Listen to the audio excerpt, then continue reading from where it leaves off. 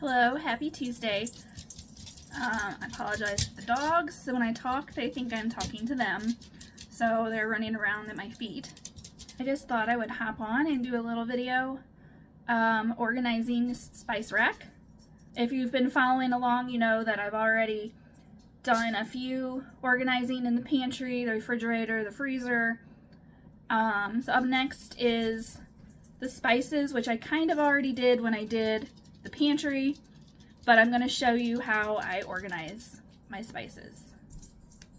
So I have my spices on this Lazy Susan metal turntable, whatever you want to call it. So the easiest way for me is I have them alphabetically. So we start right here with basil, and I make sure all my labels are facing out so they're easy to read.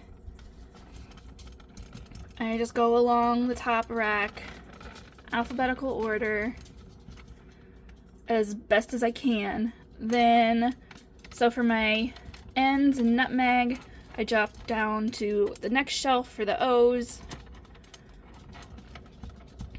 And you can see there are going to be some gaps based on the sizes of your bottles. Sometimes the bottles, like these ones, are too big to fit on the bottom, so I will put them on the top. But yeah, this makes for easy storage, easy to find when you need to when you're cooking. I also already went through all of these when I cleaned the pantry and checked all of the expiration dates, and I have replaced a few that were expired already too. Spices don't really go bad, but they just aren't going to taste as good as they would fresh.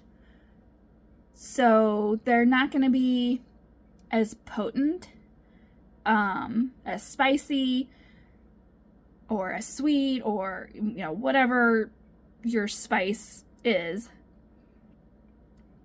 It's not going to hurt you to use it if it's expired.